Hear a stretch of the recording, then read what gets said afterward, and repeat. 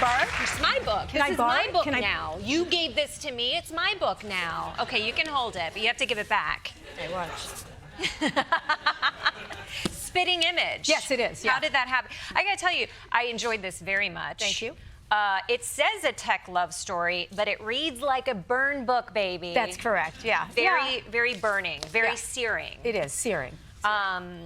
One thing that I learned from this is that early on in your career, you kind of had these two paths that you could go down. You could cover politics. Yeah, which is where you wanted to be at the Washington Post. Right, that was like the sure track path for you. Or you could cover tech, and you chose to cover this emerging new world.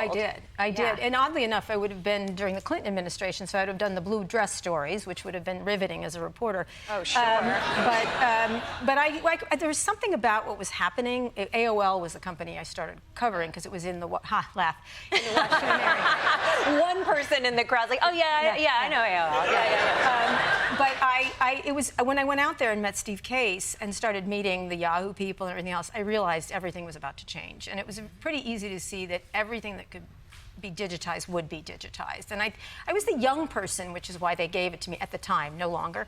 They were like, give it to the young person. And that's why I got it. And I got riveted immediately. Yeah. You could see they were going to change everything. You are the leading expert in this world. In the world. In the world. Yeah. You're in the universe, really. Let's go bigger. Me and Space Karen, Elon Musk. Yeah.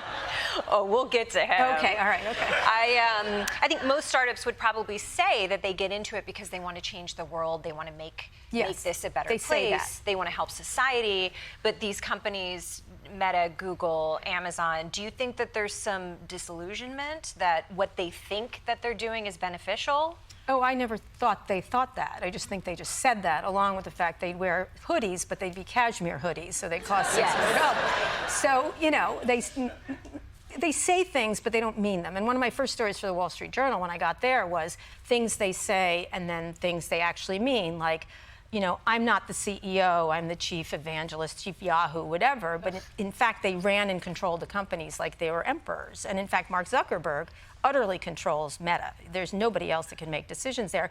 And his favorite hero is Augustus Caesar, which is, people don't realize that. Comforting. I know, yeah.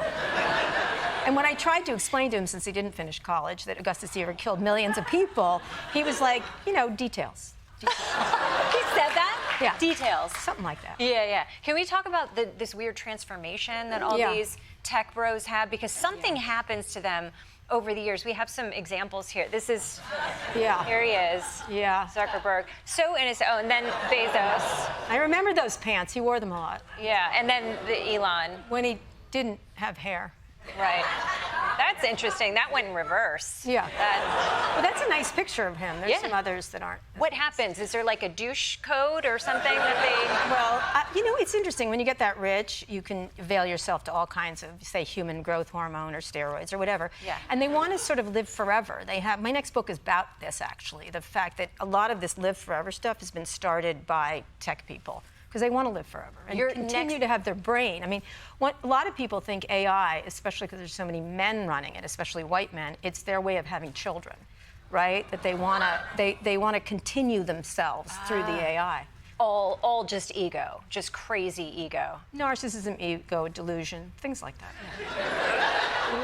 What is your perspective on AI in terms of what is the thing that you're most excited about that you think could be the most beneficial? Lots of stuff. Lots of stuff. You know, the stuff around cancer research, gene folding, drug discovery, all kinds of stuff, climate change, it could be really big. The thing I'm most worried about is the people running it is the same small group of people who are the richest people in the world and on their way to being trillionaires. And so these are trillion-dollar companies with exactly no regulation on them by our government since it started. There's zero. Are you hopeful that there could be some legislation, some kind of regulation?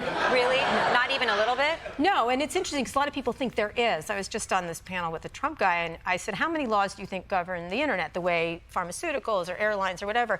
And he goes, hundreds. And I go, zero, but you were close. There are zero, and the money they bring to bear is so massive that things don't get passed, and then it gets sucked up into the First Amendment arguments, of which are false arguments about privacy and your data. That is yours.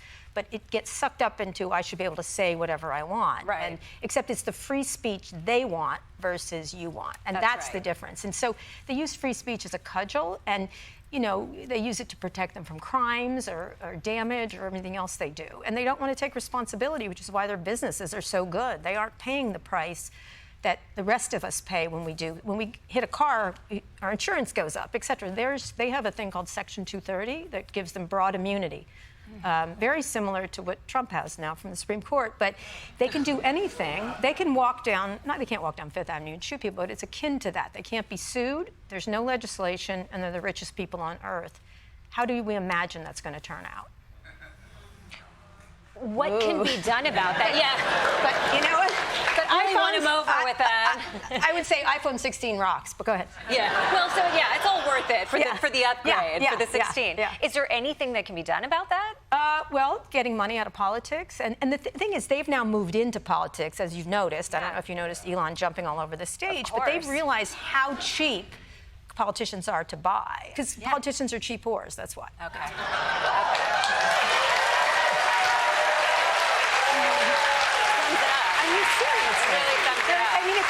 It costs Peter Thiel $30 million to get J.D. Vance as senator. And, I always love Rachel Maddow's expression, which he calls J.D. Vance Peter Thiel's failed intern, tech intern, which I think is fair. What is this bromance between Donald Trump and Elon Musk? You say you think it's going to crumble and fail miserably. There can be only one attention whore, speaking of whores. But I do think that even when he was jumping around the stage, did you notice Donald Trump he's sucking up my oxygen? He didn't love it. He didn't love it. And they didn't like each other before. Trump attacked him relentlessly. I have so many texts where Elon was attacking Trump. Very similar to J.D. Vance. Didn't like him, thought he was an idiot, called him an oaf and things like that. And then suddenly he realized whatever happened to him, and it's a mix of, COVID, issues around his family. Obviously, the journal's written about his ketamine use and everything else. And so this combined into this, he sort of soured the way the internet did, the way Twitter did.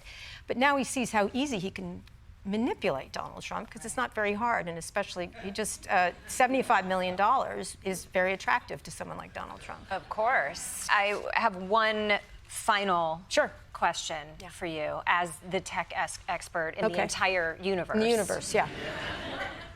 What happens if I don't accept the cookies?